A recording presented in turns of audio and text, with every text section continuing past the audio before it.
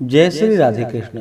आप सभी का आपके अपने YouTube channel BK Mishra present में बहुत बहुत स्वागत है।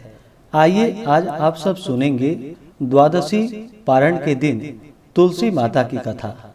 जो भी भक्त सच्ची श्रद्धा के साथ भगवान विष्णु का पूजन करते हैं, भगवान शालिग्राम का पूजन करते हैं, माता तुलसी का पूजन करते हैं, एकादशी का व्रत करते हैं, इससे भगवान श्री हरि विष्णु अति प्रसन्न होते हैं और अपना कृपा प्रदान करते हैं। एकादशी का व्रत जो कि सभी प्रकार के पापों को नष्ट करने वाली है और व्यक्ति के जब पाप और ताप नष्ट होते हैं तो उनके पुण्यों का उदय हो पाता है और सभी प्रकार के फिर सांसारिक सुखों की प्राप्ति होती है। हिंदू धर्म में तुलसी का बड़ा ही विशेष महत्व माना गया है। माता तुलसी जो कि अपने भक्तों के सभी प्रकार के पापों को नष्ट करने वाली है और भगवान विष्णु को जो कि तुलसी दल अति प्रिय होता है। बिना तुलसी दल के भगवान विष्णु उस पूजन को स्वीकार नहीं करते हैं और जहाँ पर भी तुलसी का वृक्ष होता है वहाँ पर यम के दूत भी असमय नहीं आते जाते। इसलिए चाहिए कि माता तुलसी का पूजन करे और तुलसी वृक्ष के नीचे जो कि दीपक जलाने चाहिए। इससे माता तुलसी अपना कृपा प्रदान करती है। माता तुलसी का विवाह जो कि भगवान शालिग्राम के साथ विधि विधान के साथ कार्तिक के महीने में किया जाता है और प्रत्येक दिन भगवान विष्णु का पूजन करना चाहिए। भगवान विष्णु के पूजन के साथ साथ माता तुलसी का पूजन करते हुए कथा भी श्रवण करना चाहिए। इससे भगवान विष्णु और माता तुलसी का कृपा प्राप्त होता है। तो आइए सुनते हैं द्वादशी पारण के दिन तुलसी माता की कथा। अगर आप एकादशी व्रत द्वादशी पारणा तिथि के दिन ब्राह्मण दक्षिणा, अन्नदान, वस्त्रदान, गौदान आदि के लिए देना चाहते हो तो आप अपनी श्रद्धा और सामर्थ्य के अनुसार हमें डिस्क्रिप्शन में जाकर के वहां से गूगल पे, फोन पे या अकाउंट नंबर के माध्यम से आप अपने श्रद्धा और सामर्थ्य के अनुसार हमें ब्राह्मण दक्षिणा प्रदान कर सकते हैं। तो बोलिए प्रेम से माता तुलसी की जय, भगवान श्री हरि विष्णु की जय, माता लक्ष्मी की जय, भगवान शालिग्राम की जय, एकादशी माता की जय, सर्व देवी देवता की जय। तुलसी से जुड़ी हुई एक कथा जो कि बड़ी ही प्रचलित है। श्रीमद् देवी भागवत पुराण में इनके दिव्य अवतरण की दिव्य लीला कथा भी बताई गई है। एक बार भगवान शिव ने अपने तेज को समुद्र में फेंक दिया। उससे एक महातेजस्वी बालक ने जन्म लिया। यह बालक जो कि आगे चलकर जालंधर के नाम से पराक्रमी दैत्य राजा बना। इसकी राजधानी का नाम जो कि जालंधर नगरी पड़ा। दैत्यराज कालनेमी के कन्या वृंदा का विवाह जालंधर से हुआ। जालंधर जो कि महाराक्षस था, अपनी सत्ता के मद में चूर होकर उसने माता लक्ष्मी को पाने की कामना से युद्ध किया, परंतु समुद्र से ही उत्पन्न होने के कारण माता लक्ष्मी ने उसे अपने भाई के रूप में स्वीकार किया। वहां से फिर पराजित होकर वह माता पार्वती को पाने की लालसा से कैलाश पर्वत पर पहुंच गया। भगवान देवादिदेव शिव का ही रूप धारण कर माता पार्वती के समीप गया, परंतु माता ने अपने योग बल से उसे तुरंत ही पहचान लिया तथा वहां से अंतर ध्यान हो गई। देवी पार्वती ने क्रुद्ध होकर सारा वृतांत भगवान विष्णु को सुनाया। जालंधर की पत्नी वृंदा अत्यंत ही पतिव्रता स्त्री थी। उसी के पतिव्रत धर्म की शक्ति से जालंधर ना तो मारा जाता था और ना ही पराजित होता था।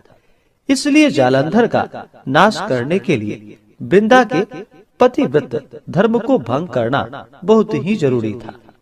इसी कारण भगवान विष्णु ऋषि का वेश धारण कर वन में पहुँचे।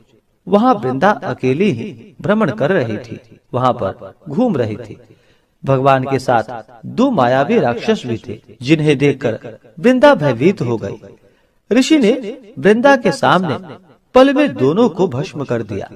उनकी शक्ति को देखकर वृंदा ने कैलाश पर्वत पर महादेव के साथ युद्ध कर रहे अपने पति जालंधर के बारे में पूछा। ऋषि ने अपने माया जाल से दो वानर को प्रकट किए। एक वानर के हाथ में जालंधर का सिर था तथा दूसरे के हाथ में धड़ था। अपने पति की यह दशा को देखकर वृंदा मूर्छित होकर वहीं पर गिर पड़ी। होश में आने पर उन्होंने ऋषि रूपी भगवान से विनती की कि वह उसके पति को जीवित करे।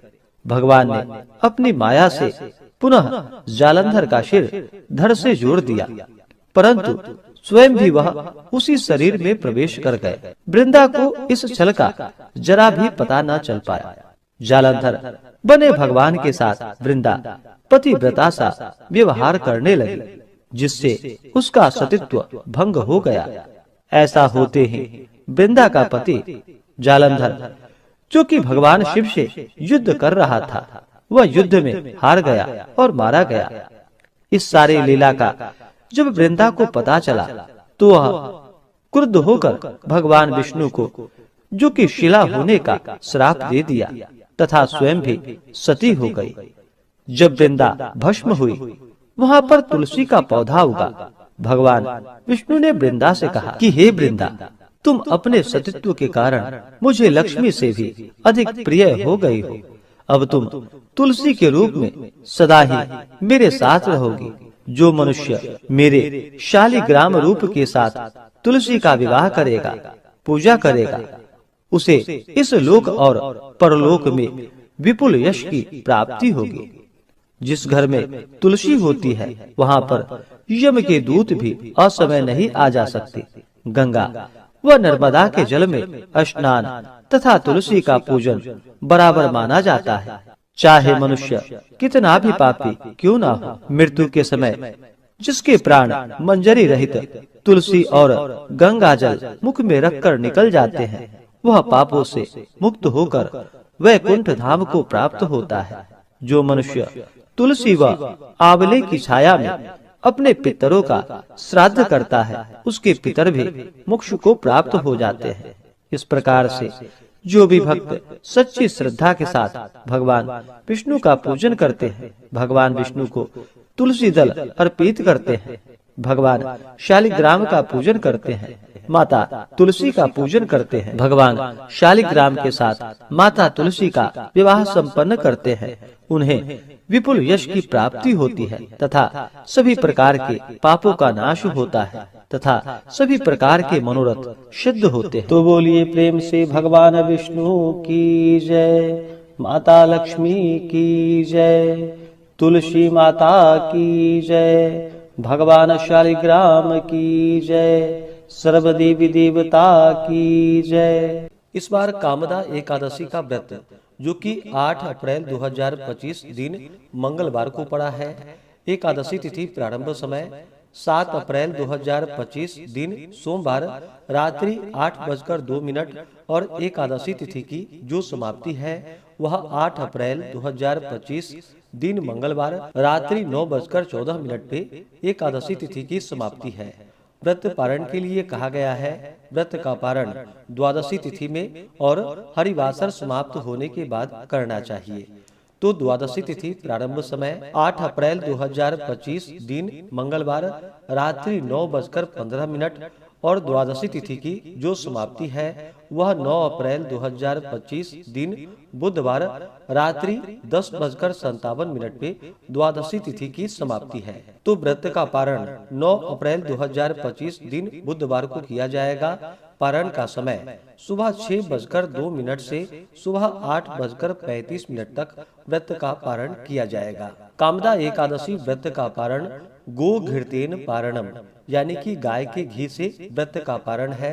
यह संभव ना हो पाए तो आप जल, फल या तुलसी दल से व्रत का पारण करें। पारण के लिए चाहिए कि द्वादशी की सुबह उठ करके स्नान करके शुद्ध वस्त्र धारण करके भगवान सूर्य नारायण को अर्घ्य प्रदान करे। उसके बाद भगवान विष्णु का पूजन और आरती कर ले। इसके बाद ब्राह्मणों को भोजन करवाए। इसके बाद फिर समय के अनुसार व्रत का पारण करे। इसके बाद आप जो कि सात्विक आहार ग्रहण करें। तो आशा करता हूँ कि यह जानकारी आपको अच्छा लगा हो। इसी प्रकार से ज्ञानवर्धक जानकारियाँ प्राप्त करते रहने के लिए, व्रत पूजा के बारे में जानने के लिए, कथा को सुनने के लिए चैनल पे अगर आप पहली बार आए हैं तो चैनल को लाल बटन दबा करके सब्सक्राइब करें। साथ में बेल आइकन घंटी को दबाएं ताकि आने वाली वीडियो का नोटिफिकेशन आपको समय से मिलता रहे। वीडियो को लाइक करें, शेयर करें। सुखी रहें और स्वस्थ रहें। जय श्री राधे कृष्ण। धन्यवाद।